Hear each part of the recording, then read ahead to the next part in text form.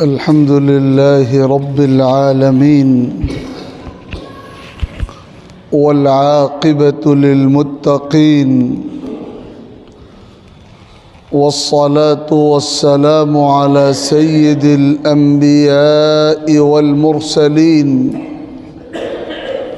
وعلى آله وصحبه أجمعين.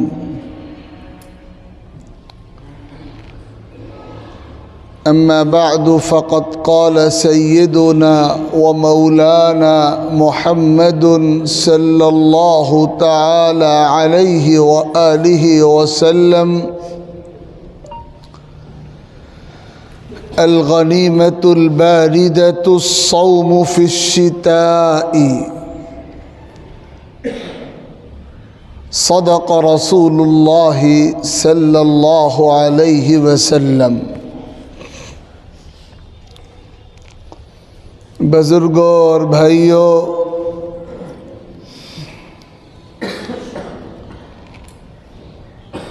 اللہ رب العزت نے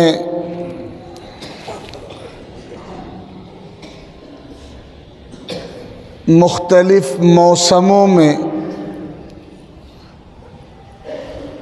اپنی حکمتوں کے خزانے چھپا کر رکھے ہیں،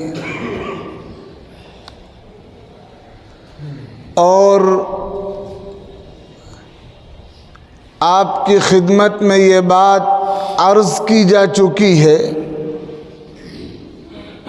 کہ خصوصیت کے ساتھ موسم سرما، سردی کا موسم، اللہ تعالیٰ کی طرف سے ایک مومن کے لیے جسمانی اور بدنی صحت و قوت کے حوالے سے بھی اور ایمانی اور عملی ترقی کے لحاظ سے بھی اللہ تعالیٰ کی عظیم رحمت، عظیم انعام اور بہت قیمتی سرمایہ کا مقام رکھتا ہے۔ سیدنا حضرت جابر رضی اللہ تعالی عنہ روایت کرتے ہیں، آقا کریم صلی اللہ علیہ وسلم نے ارشاد فرمایا کہ سردی کے موسم میں نفل روزوں کا اہتمام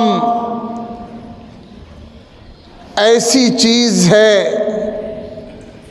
جسے کسی مشقت کے بغیر حاصل ہونے والی عظیم نعمت اور عظیم نفع کا نام دیا جا سکتا ہے۔ سیدنا حضرت ابو ہریرہ رضی اللہ تعالی عنہ اپنے شاگردوں سے خطاب کرتے ہوئے فرماتے ہیں: الا ادلکم علی الغنیمۃ الباردہ، کیا میں تم کو ایسا عمل نہ بتا دوں جس عمل میں مشقت بے انتہا کم اور اجر و ثواب اور نفع و فائدہ بے انتہا زیادہ ہے؟ شاگردوں نے عرض کیا، ضرور بتائیں۔ حضرت ابو ہریرہ رضی اللہ تعالی عنہ نے فرمایا: الصوم فی الشتاء، سردی کے موسم میں نفل روزوں کا اہتمام۔ اللہ تعالیٰ نے موسم سرما میں برکتوں کے بہت سے پہلو رکھے ہیں، رحمت کے بہت سے گوشے رکھے ہیں۔ اللہ تعالیٰ نے راتوں کو دراز اور دنوں کو مختصر بنایا ہے، اور بقیہ موسموں کے دنوں میں نفل روزوں کے اہتمام میں جو دشواری ہو سکتی ہے، موسم سرما کے چھوٹے اور مختصر دنوں میں نفل روزوں کے اہتمام میں اس طرح کی دشواریوں سے سابقہ نہیں ہوتا۔ آقا کریم صلی اللہ علیہ وسلم نے امت کو نفل روزوں کے اہتمام کی تلقین مختلف مرحلوں میں فرمائی ہے، اور خود آقا کی سیرت و سنت اور آقا کے عملی نمونے کو اس لحاظ سے دیکھا جائے تو روایات میں آتا ہے کہ آپ کا معمول یہ تھا کہ ہر مہینے کی، چاند کے مہینے کی 13ویں اور 14ویں اور 15ویں تاریخ کو، جنہیں شریعت کی اصطلاح میں ایام بیض کہا جاتا ہے، ان تینوں ایام میں نفل روزوں کا کثرت کے ساتھ اہتمام ہوتا تھا۔ اور صحابہ کرام سے آپ فرماتے تھے کہ اللہ تعالیٰ کے دربار کا ضابطہ یہ ہے کہ نیکی کا ثواب 10 گنا سے شروع ہوتا ہے۔ نیکیوں کا ثواب اللہ تعالیٰ کی رحمت ہے، الحسنۃ بعشر امثالها۔ اللہ تعالیٰ نیکیوں کا ثواب 10 گنا سے شروع فرماتے ہیں، اور اس کی آخری حد حدیثوں میں اور قرآن کی آیت میں بیان فرمائی گئی 700 گنا۔ اخلاص جتنا بڑھتا جاتا ہے ثواب اسی قدر بڑھتا چلا جاتا ہے۔ یہ تو ضابطہ ہے، لیکن اللہ تعالیٰ کی رحمت ضابطے کی پابند تو ہوتی نہیں۔ اللہ تعالیٰ کی نگاہ کرم ہو جائے تو 700 گنا سے کہیں زیادہ اللہ تعالیٰ عنایت فرماتے ہیں۔ اس کا ذکر بھی قرآن میں ہے، واللہ یضاعف لمن یشاء، اللہ جس کو چاہتے ہیں اس سے بھی کہیں زیادہ عطا فرماتے ہیں۔ تو آقا کریم صلی اللہ علیہ وسلم نے فرمایا کہ 10 گنا ثواب ملتا ہے کسی نیکی کا، کم سے کم درجہ اللہ تعالیٰ کی ترازو میں یہ ہے۔ تو اگر تم مہینے میں 3 نفل روزوں کا اہتمام کرو گے تو یہ 3 روزے 30 روزوں کے ثواب کے برابر اللہ تعالیٰ کی رحمت سے شمار ہوں گے۔ اور جو مسلمان ہر مہینے 3 روزوں کا اہتمام کرے، آقا فرماتے ہیں ذالک صیام الدہر کلہ، اسے ہمیشہ ہمیشہ روزہ رکھنے والے بندوں میں شمار کیا جائے گا۔ یہ اللہ تعالیٰ کی رحمت ہے۔ اور اس کے علاوہ آقا کریم صلی اللہ علیہ وسلم کے معمولات میں تذکرہ ہے کہ ہر دوشنبہ اور ہر جمعرات، ہر پیر اور ہر جمعرات کو نفل روزوں کا اہتمام ہوتا تھا۔ اور جب صحابہ نے دریافت کیا کہ اے اللہ کے رسول، ان 2 دنوں کی خصوصیت کیا ہے کہ آپ ان کے روزوں کا دوسرے دنوں کے روزوں کے بالمقابل زیادہ اہتمام فرماتے ہیں، تو آپ صلی اللہ علیہ وسلم نے فرمایا تذالک یومان تعرض فیہما الاعمال علی رب العالمین، یہ 2 دن ایسے ہیں، ہر ہفتے کے پیر اور جمعرات کے 2 دن ایسے ہیں جس میں بندوں کے اعمال اللہ تعالیٰ کی بارگاہ میں پیش ہوتے ہیں۔ فَأَنَا أُحِبُّ أَن يُعْرَضَ عَمَلِي وَأَنَا صَائِمٌ، مجھے یہ پسند ہے کہ میرے اعمال اللہ کے دربار میں اس حال میں پیش ہوں کہ میں روزے کی عبادت انجام دے رہا ہوں۔ تو نفل روزوں کا اہتمام یہ ایک مسلمان کے لیے اللہ تعالیٰ کے قرب کا بہت مؤثر ذریعہ ہے۔ اور یاد رکھا جائے نفل روزوں کا اہتمام سردی کے موسم میں جس قدر آسانی کے ساتھ کیا جا سکتا ہے، گرمی کے موسم میں اس قدر آسانی کے ساتھ نہیں کیا جا سکتا۔ تو اس حوالے سے بھی سردی کا یہ موسم جو شروع ہو چکا ہے ہمارے لیے اللہ تعالیٰ کی رحمت اور موسم بہار ہے۔ ہم اس کے ایک ایک لمحے کو غنیمت سمجھیں اور جس قدر ہو سکے نفل روزوں کا اہتمام کریں۔ کم سے کم درجہ یہ ہے کہ ام میں سے ہر شخص ہر مہینے 3 دن 13ویں 14ویں 15ویں تاریخ ایام 20 کے نفل روزوں کے اہتمام کا معمول بنا لے، اس کا ارادہ اور اس کا عہد اللہ کے دربار میں کر لے۔ موسم سرما میں اللہ تعالیٰ نے خیر کمانے کے جو راستے رکھے ہیں ان میں ایک بہت نمایاں پہلو وضو کا اہتمام، یہ تو آپ اچھی طرح جانتے ہیں اور آپ کے عمل میں ہے کہ وضو کے بغیر کوئی نماز اللہ تعالیٰ کے دربار میں قبول نہیں ہو سکتی، صحیح نہیں ہو سکتی۔ اگر آپ نماز ادا کرنا چاہتے ہیں تو باوضو اور پاک ہونا شرط ہے۔ اگر آپ قرآن مجید چھونا چاہتے ہیں تو باوضو اور پاک ہونا شرط ہے۔ اگر آپ بیت اللہ شریف کا طواف کرنا چاہتے ہیں تو باوضو ہونا ضروری ہے۔ یہ وہ عبادتیں ہیں جن کے لیے وضو اور طہارت کو ضروری قرار دیا گیا ہے۔ اور موسم سرما میں وضو کی عبادت بظاہر دیگر موسموں کے مقابل میں ٹھنڈک کی وجہ سے اور پانی کے سرد ہونے کی وجہ سے زیادہ مشقتوں والی عبادت ہوتی ہے۔ اور اللہ تعالیٰ کے دربار کا ایک ضابطہ یہ بھی ہے کہ بندہ جس قدر مشقت اختیار کرتا ہے اجر اسی قدر زیادہ ہوتا ہے۔ حضرت عائشہ صدیقہ رضی اللہ تعالی عنہا کو خطاب کر کے آقا کریم صلی اللہ علیہ وسلم نے فرمایا تھا اجرکی علی قدر نصبکی، تم عبادت میں جتنی مشقت برداشت کرو گی اتنا ہی اجر ملے گا۔ جتنا مجاہدہ بڑھتا چلا جائے، جتنی مشقت بڑھتی چلی جائے اور بندہ اللہ کی رضا کی خاطر مجاہدہ کرتا چلا جائے، مشقتوں کو برداشت کرتا چلا جائے، اللہ کے دربار میں اجر بڑھتا چلا جاتا ہے، ثواب میں اضافہ ہوتا چلا جاتا ہے۔ صحابہ کرام رضوان اللہ علیہم اجمعین کی مجلس تھی، آقا کریم صلی اللہ علیہ وسلم نے خطاب فرمایا الا ادلکم علی ما یمحو اللہ بہ الخطایا ویرفع بہ الدرجات، مسلمانوں کیا میں تمہیں ایسے اعمال نہ بتا دوں کہ ان اعمال کے ذریعے اللہ تعالیٰ مرتبوں کو بلند فرما دیں اور گناہوں کو مٹا دیں۔ صحابہ کو تو شوق تھا ان اعمال کا جن اعمال سے مرتبے بلند ہو جایا کریں اور گناہ مٹ جایا کریں۔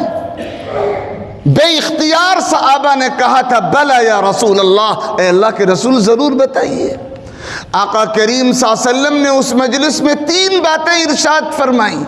سب سے پہلی بات فرمائی اسباغ الوضوء علی المکارہ، مشقتوں کے باوجود وضو کو مکمل کرنا۔ اور علماء نے اس کی تفسیر میں لکھا ہے کہ مشقت کے معنی یہ ہے کہ سخت سردی کے موسم میں جب پانی ٹھنڈا ہو اور وضو کرنے میں دشواری ہو اور نفس انسان کو اکساتا ہو کہ ٹھنڈا پانی استعمال نہ کیا جائے، انسان اپنے نفس کی نہ مانے، اپنے آرام کا خیال نہ کرے، مجاہدہ برداشت کرے، اللہ تعالیٰ کے حکم کی تعمیل کرتے ہوئے ٹھنڈے پانی کی مشقت برداشت کرتے ہوئے مکمل وضو کرے، تمام فرائض، تمام واجبات، تمام سنتوں اور تمام آداب کی رعایت کے ساتھ۔ یہ ہے اسباغ الوضوء عند الکریہات، مشقتوں کے باوجود وضو کو مکمل کرنا۔ اس کی اور بھی صورتیں ہیں، سخت گرمی کے موسم میں گرم پانی سے وضو کی نوبت آ جائے، جب گرم پانی کا استعمال دشوار معلوم ہو، یا ایسے علاقے میں جہاں پانی بغیر خریدے دستیاب نہ ہوتا ہو، وہاں پیسہ خرچ کرنے کی مشقت برداشت کر کے وضو کی عبادت انجام دی جائے۔ یہ سب صورتیں اس حدیث مبارک میں آتی ہیں، لیکن یہ پہلو موسم سرما کے حوالے سے اس حدیث پاک سے معلوم ہوتا ہے کہ اللہ کے جو بندے موسم کی شدت کو، موسم کی سردی کو، اپنے آرام کو، اپنی راحت کو، اپنے نفس کے اکساوے اور بہلاوے کو پیش نظر رکھے بغیر اللہ تعالیٰ کی مرضی اور اس کے حکم کی پابندی کو پیش نظر رکھ کر پورے اہتمام کے ساتھ وضو کی عبادت انجام دیتے ہیں، اللہ رب العزت نے وعدہ فرما رکھا ہے، پیغمبر نے وضاحت فرما رکھی ہے کہ اللہ کے دربار سے ان کے درجات بلند کیے جانے کا فیصلہ اور ان کے گناہوں کو، ان کی خطاؤں کو معاف کیے جانے کا فیصلہ صادر ہوگا۔ اسباغ الوضوء عند المکارہ، مشقتوں کے باوجود وضو کو مکمل کرنا. اور اگلی بات فرمائی وانتظار الصلاة بعد الصلاة، ایک نماز کے بعد دوسری نماز کا انتظار، نماز باجماعت کا اہتمام اور مسجد کا شوق ایسا ہو کہ ایک نماز سے فارغ ہو تو دوسری نماز کا انتظار رہے، شوق رہے، تڑپ رہے، بے چینی رہے، احساس رہے، فکر رہے، دھن رہے. یہ ہے عمل.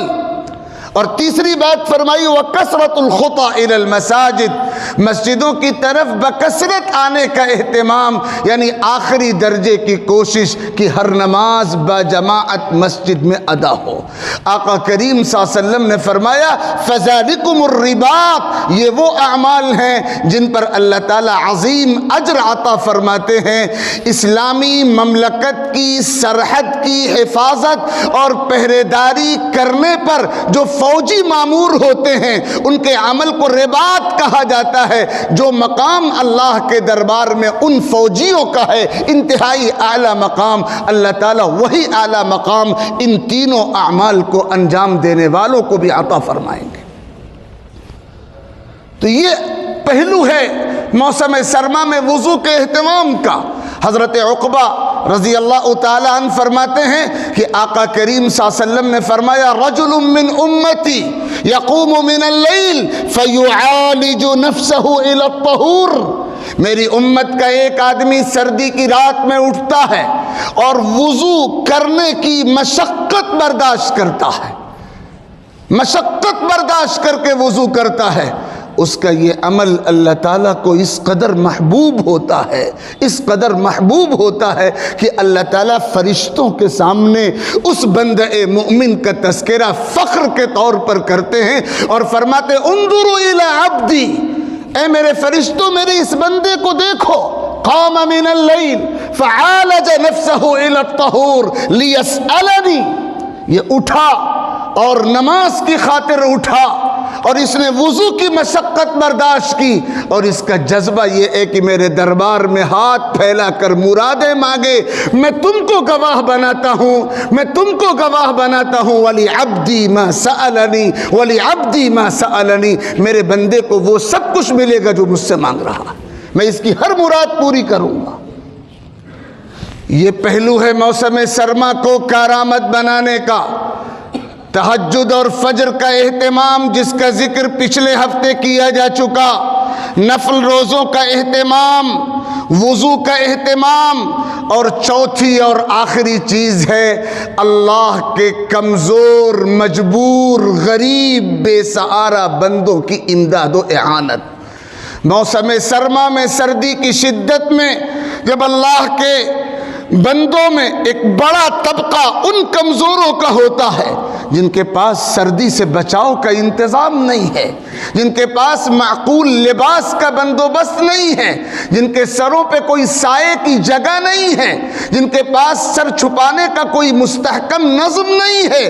اللہ کے صاحب ایمان بندے اپنی بساط کے مطابق، اپنی وسعت کے مطابق ان کی مدد کے لیے دل کھول کر آگے آ جائیں. ان کے لباس کا، ان کے سردی سے بچاؤ کا اور ان کو آرام پہنچانے کا، ان کے لیے چھت فراہم کرنے کا، ان کے گزر بسر کے ذرائع مہیا کرنے کا جو اہتمام و انتظام کرے، اللہ تعالیٰ کے دربار میں اجر و ثواب کا ایسا خزانہ ان بندوں کے لیے ہے جس کا وہ تصور بھی نہیں کر سکتے.